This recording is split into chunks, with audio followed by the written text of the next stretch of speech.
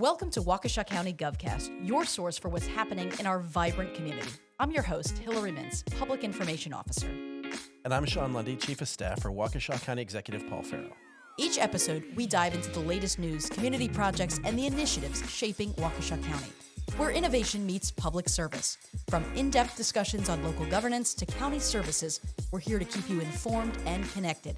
So whether you're a resident, a business owner, or just curious about local government, join us for a closer look at the heart of your county. Well, welcome to GovCast. And, we're featuring and highlighting county activities, and on occasion, issues come up where we need to provide public information in a timely manner, which happens to be the topic of today's episode. We have a scam alert that our court staff and sheriff's department are warning the public about. So here to talk more about this concerning trend, Clerk of Circuit Court, Monica Paz. Thanks for joining us, Monica. So tell us what is going on with this jury duty scam.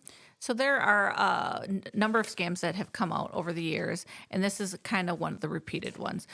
Individuals will call our office indicating that they've gotten a call from a member claiming to be from the sheriff's department, indicating that they failed to appear for jury duty and that they owe they have to pay $500, which statutorily is the amount that a court official can assess. However, that is not something that we typically do in Waukesha County. Because tell us how they would normally, be expected to be called for jury duty. So typically what'll happen is an individual will get a summons in the mail, which requires them to fill out a questionnaire and return that. And then there's some follow-up that it's required by contacting the voicemail line to see if they're needed for jury duty. If they fail to appear for jury duty, we will actually send them a new jury summons for another time. And then we do that up to 3 times.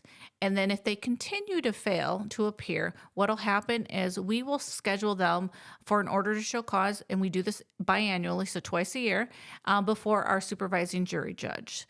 Then they are required to go before that judge and explain why they did not appear for jury duty.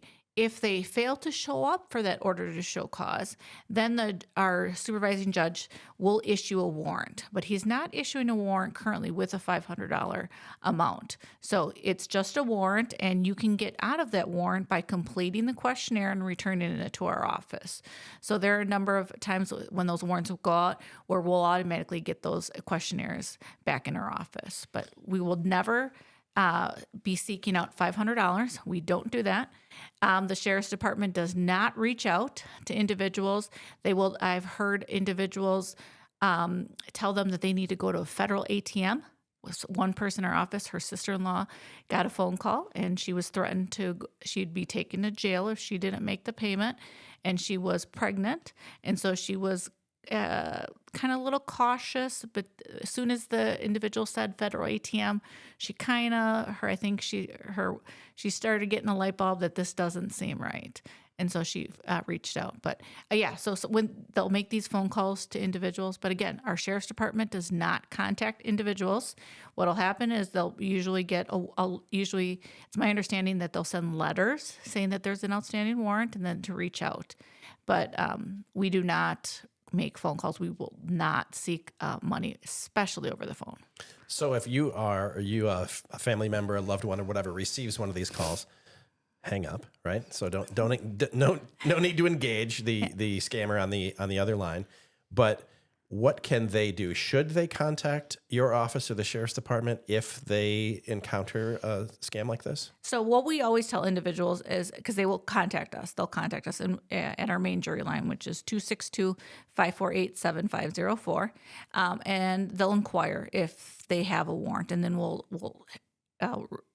pull it up to see if they're actually needed or not, if there's a situation. But we always tell them also to reach out to their local law enforcement agency to essentially report it, so that that law enforcement agency knows what's going on in that area in the event that they can investigate it.